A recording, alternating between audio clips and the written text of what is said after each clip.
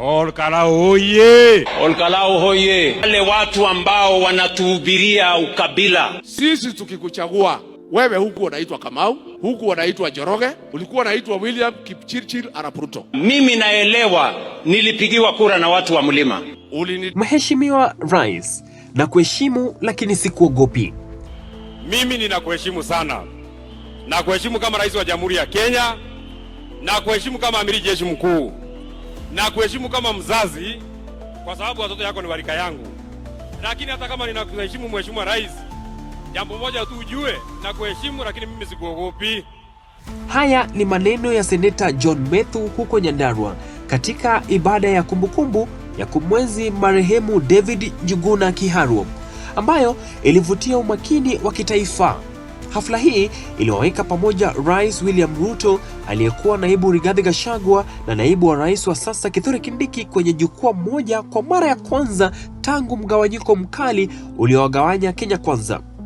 Kwa usemi wake John Methu, rais uliwahi kutoa ahadi nyingi ambazo bado hazijatekelezwa. Tulikuwa na wewe pale kwa Mama Mukami Kimathi, ukatuambia barabara ya kutoka Kinamba kwenda Karangatha kwenda kwa haraka itawekwa lami na haijawekwa. Nimepiga siasa gani? Na ni kweli hizo barabara zote mmetajiwa hapa ni mimi nilisema. Ukatuambia barabara ya kutoka hapa Kariamu kwenda Kaka kwenda Shamata itawekwa lami na haijawekwa. Nimefanya siasa gani? Kuna ingine hata nimeongeza.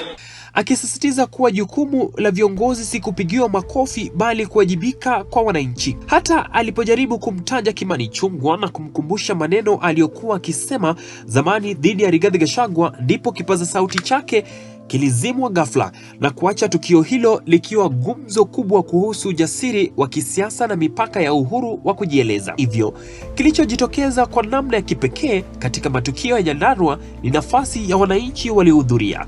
Tofauti na matarajio ya wengi, hadhira ilionekana kuwashabikia viongozi wote kwa usawa.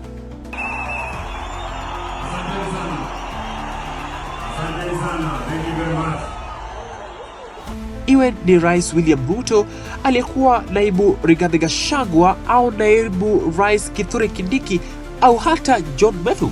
Kila mmoja alipopata nafasi ya kusimama na kuzungumza alipokelewa kwa shangwe na makofi, jambo lililoashiria utulivu kwa mara ya kwanza nchini. Wakati huo huo, Rigathi Gachagua alionekana kurusha vijembe kwa njia ya mzaha, akijitaja kama mzee, akionya kuwa hakuna anayepaswa kufanya mchezo au hata kufanya ngwe mbele yake rais. Naye rais akisisitiza ya kwamba yeye ni kiongozi wa watu wote na anaweza kufika popote nchini bila kuombea ruhusa, akionyesha msimamo wake wa kujiamini na mamlaka yake ya kuwa kama rais. Na mniangalie vizuri bwana, mimi naelewa mambo hii Kenya. Mwambie Kimani Ichung'wah tunaenda Kikuyu Saturday. Amepanga wakora kupiga watu. Mwambie Kimani Ichung'wah awache hiyo ujinga na utoto.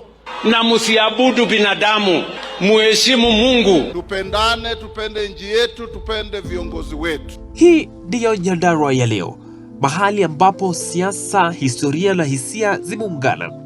Wakati baadhi ya viongozi wanapigania hadhi ya kikanda, taifa linaangalia mbele likitafuta sauti zinazoweza kuunganisha Wakenya wote pamoja. Sheltia Lopanga, makala ya Borderless Historian.